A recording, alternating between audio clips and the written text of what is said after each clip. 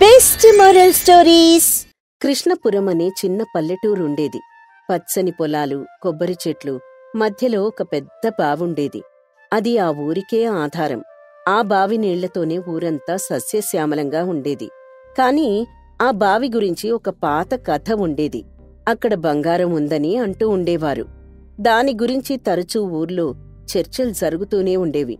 అలా ఓ రోజు సత్తయ్య, అతని స్నేహితుడు రాములు, ఊరి పెద్దలు నాగయ్య, వెంకటేశం కూర్చొని కబుర్లు చెప్పుకుంటున్నారు. సత్తయ్య, నువ్వు నిన్న బావి దగ్గర ఏదో చూశానని అంటున్నావు. ఏంటా కథ? అదా, ఎందుకులే. ఇప్పుడు నేను చెప్పినంత మాత్రాన దాన్నెవరైనా నమ్ముతారా ఏంటి? అయ్యో, నువ్వు ముందు చెప్పు. అసలక్కడ ఏమైంది?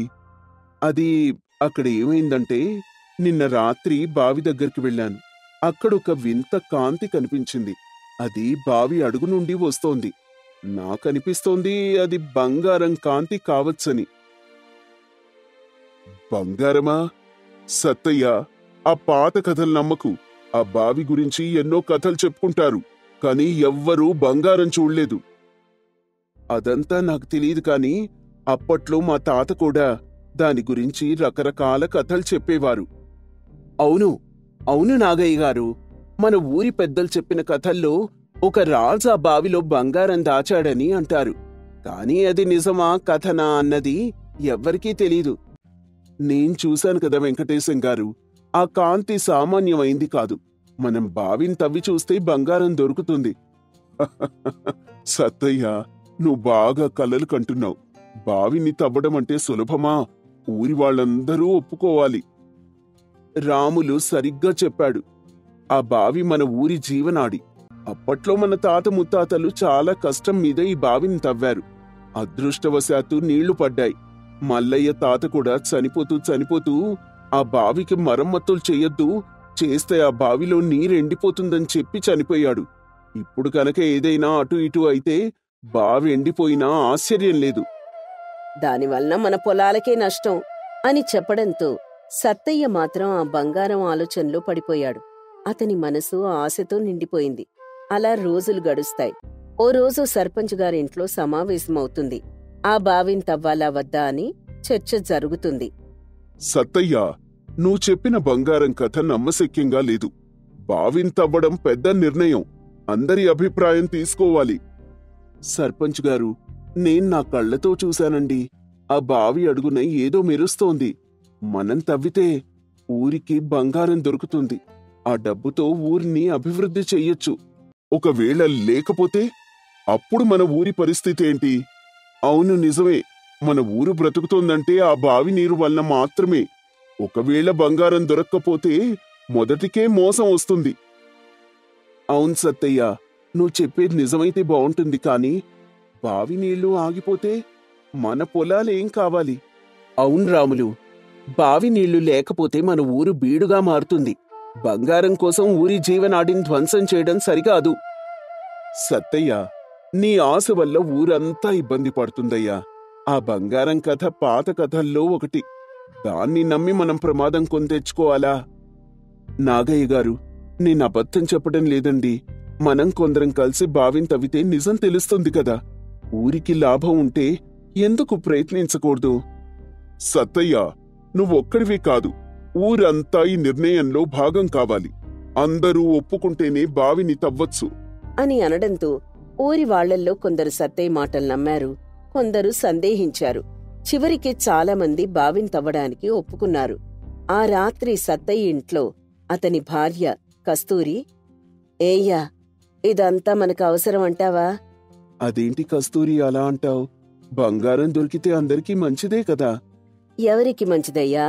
అసలక్కడ ఎంత బంగారం ఉందో తెలీదు. అది ఊరికి ఎలా సరిపడుతుందో తెలీదు. అబ్బా, ఏంటి కస్తూరి, నువ్వు కూడా అందరిలా సందేహాలతోనే ఉండిపోతావా? సందేహం కాదయ్యా, జాగ్రత్త. ఒకవేళ అక్కడ బంగారం లేకపోతే ఏంటి? ఏం చేస్తావ్? నువ్వు చెప్పు.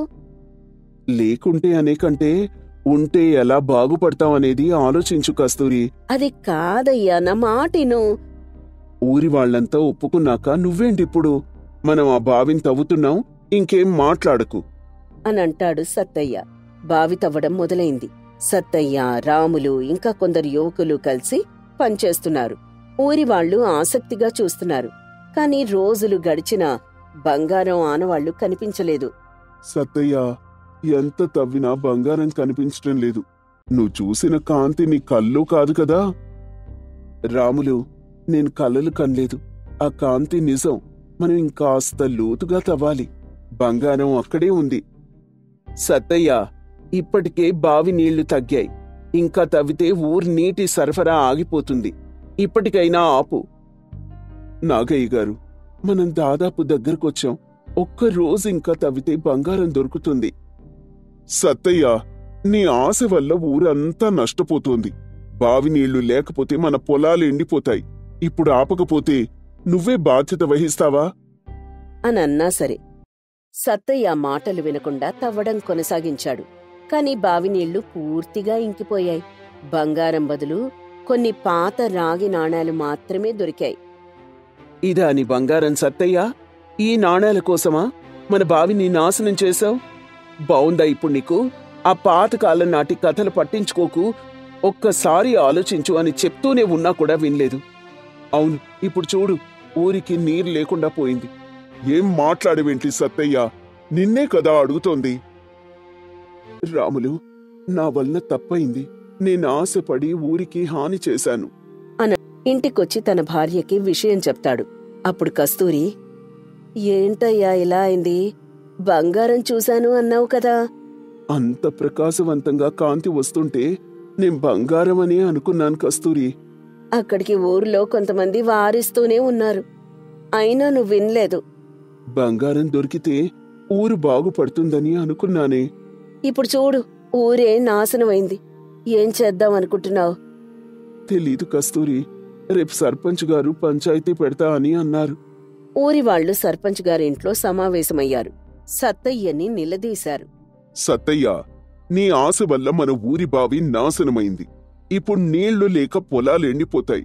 నువ్వేం చేస్తావో చెప్పు. సర్పంచ్ గారు, నాకు తప్పు తెలిసిందండి.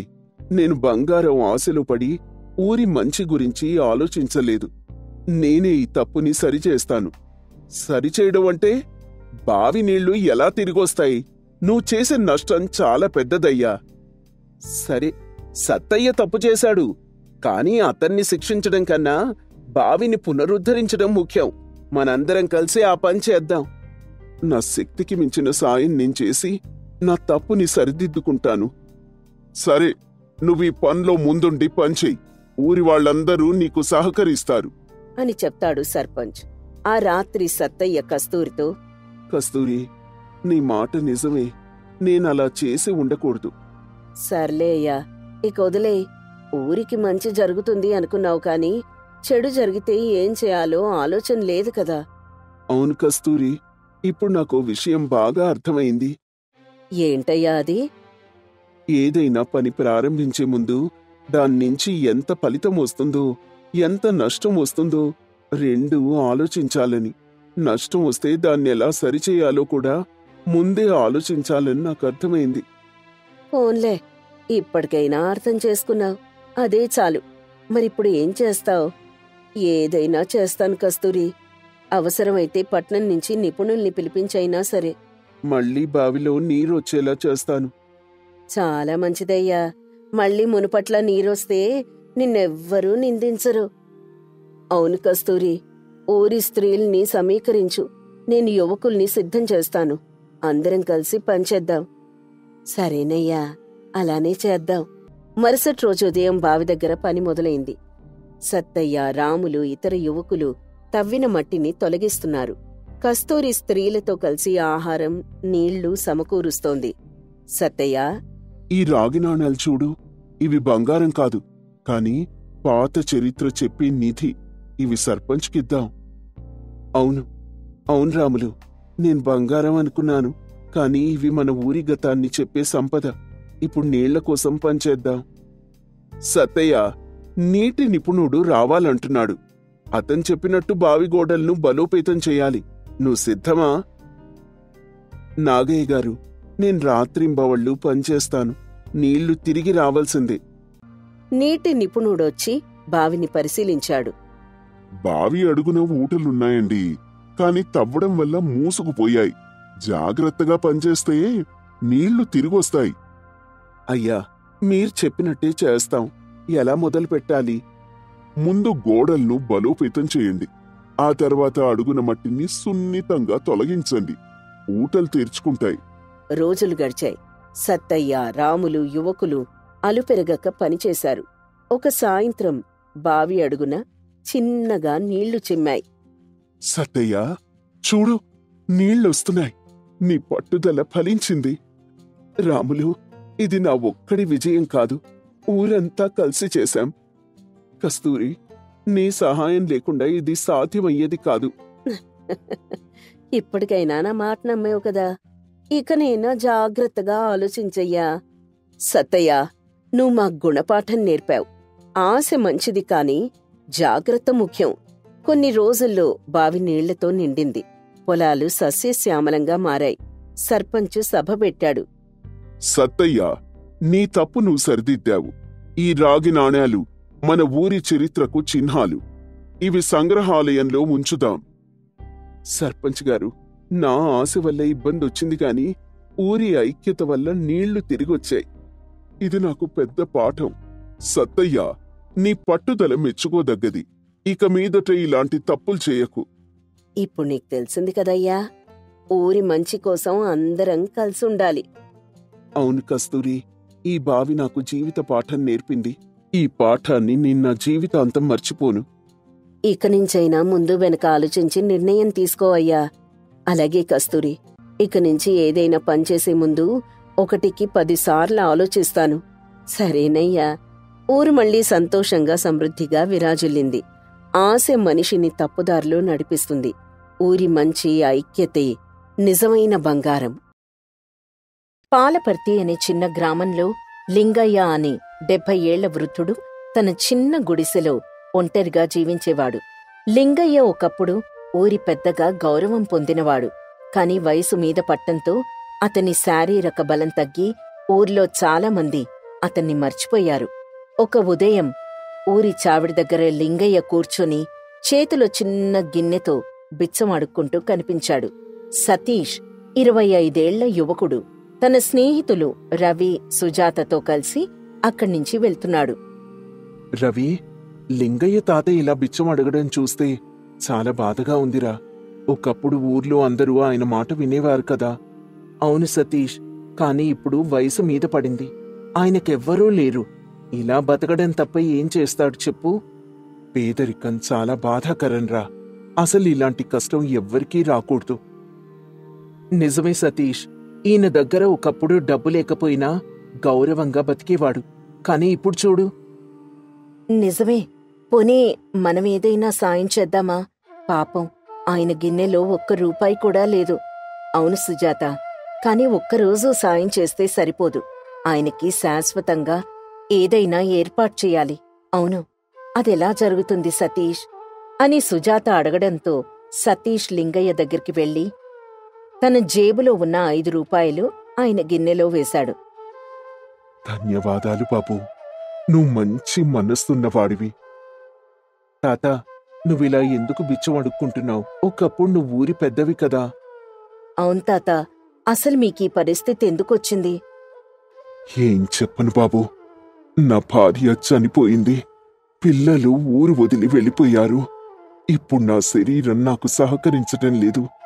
ఈ బిచ్చం తప్ప నాకు మరో దారి లేదు.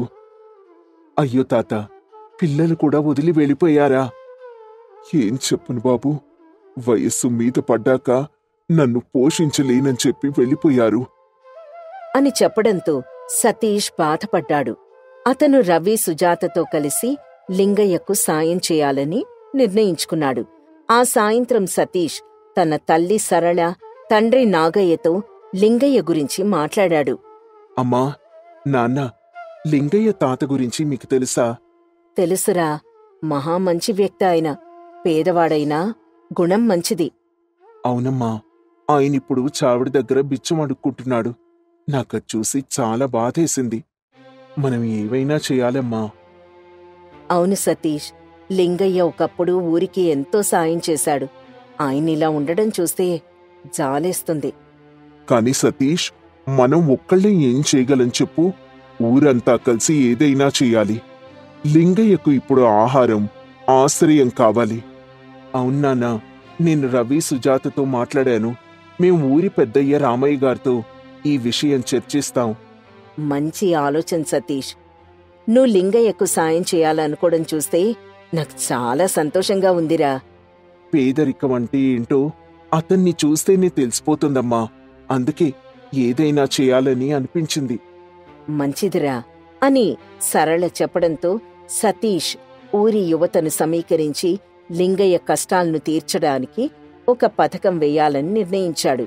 సమావేశానికి ముందు సతీష్ లింగయ్య గుడిసెకెళ్ళి ఆయన గతం గురించి తెలుసుకోవాలని అనుకున్నాడు. తాత, నీ గతం గురించి కొంచెం చెప్పు. నువ్వొకప్పుడు ఊరికెలా సాయం చేశావు? బాబూ, నేను యవ్వనంలో ఊరి పెద్దగా ఉన్నప్పుడు రైతులకు సాయం చేశాను. గొడవలు సమసిపోయేలా చేశాను. ఊర్లో బావి తవ్వించాను. కాని ఇప్పుడు నా శక్తి తగ్గిపోయిందయ్యా. తాత, నువ్వు చేసిన మంచి ఈ ఊరు మర్చిపోలేదు.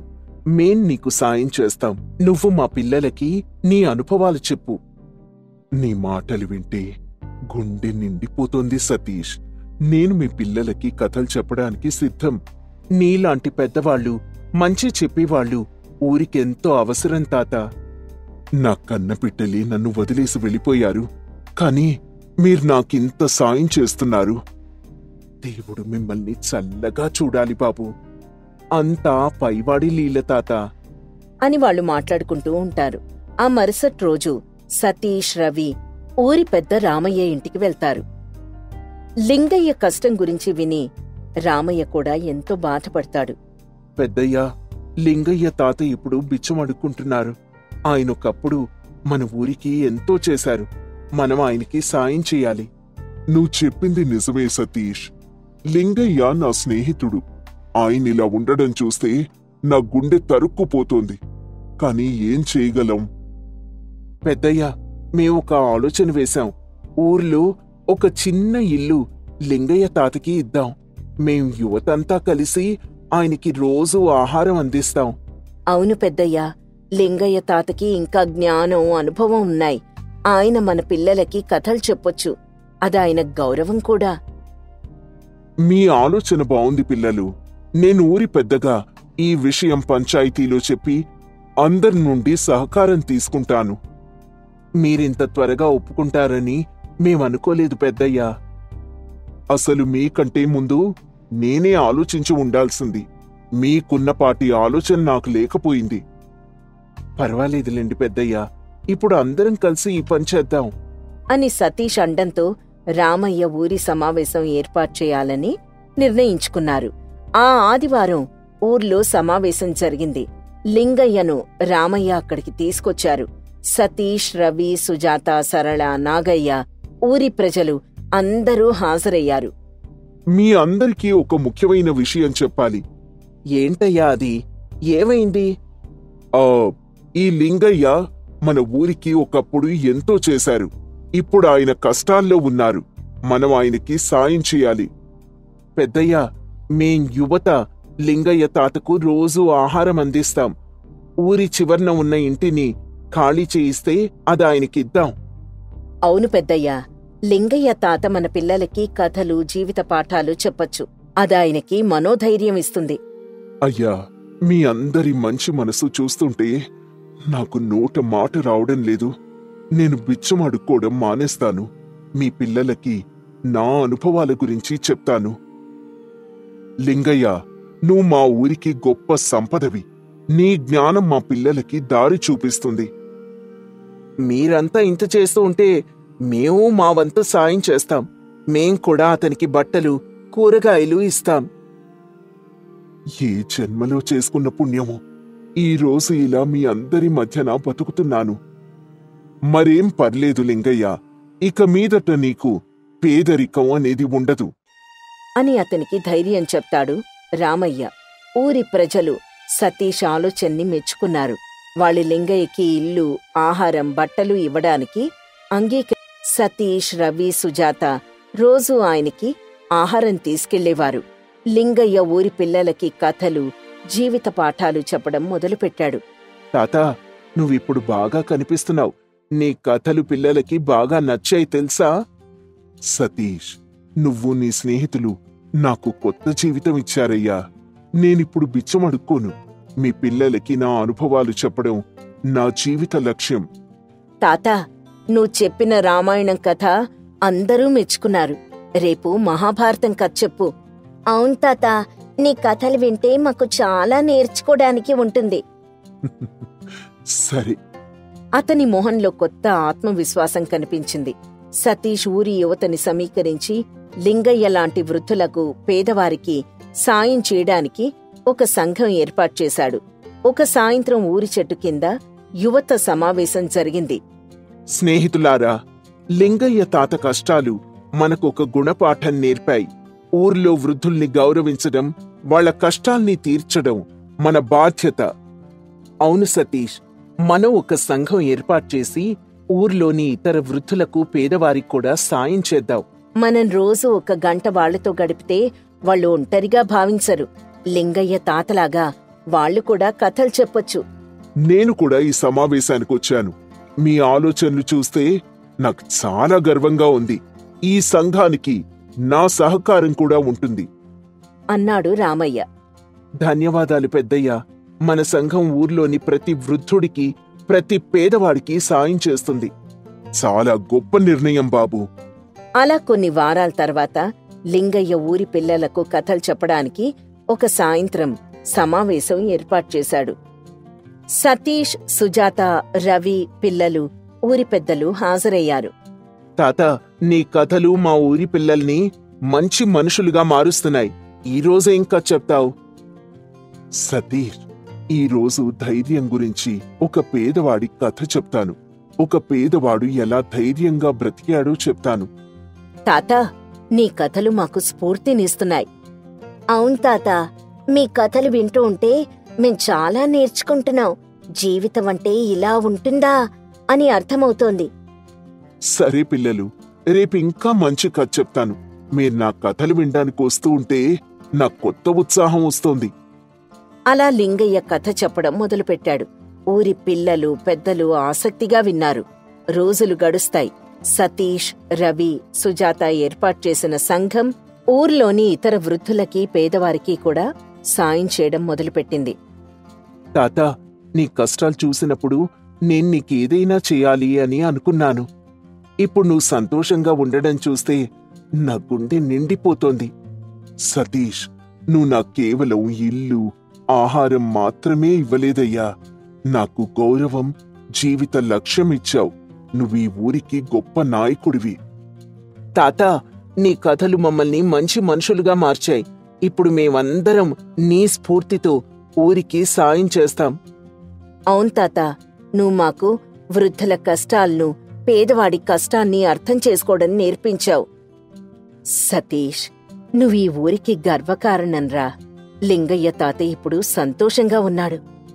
నా స్నేహితుల సహకారం, ఈ ఊరందరి సహకారం ఉండడం వలన నేని చేయగలిగానమ్మా. పేదరికం అనేది మహా చెడ్డదిరా. ఆ బాధ పడినవారికే అర్థం అవుతుంది.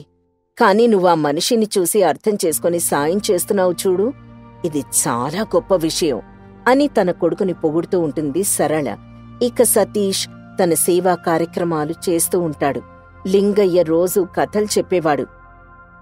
సతీష్, నువ్వు నీ స్నేహితులు లింగయ్య జీవితాన్ని మార్చారు. ఇప్పుడు ఊర్లో ఎవ్వరూ ఒంటరిగా లేరు, పేదరికమూ లేదు.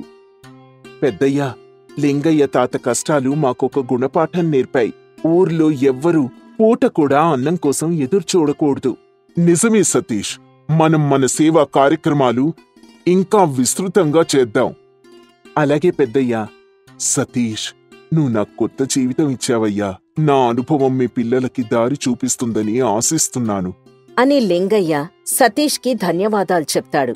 ఇలా అక్కడ వృద్ధుల్ని గౌరవించడం, పేదవాళ్ల కష్టాల్ని తీర్చడం ఊరికొక గుణపాఠంగా నిలిచింది.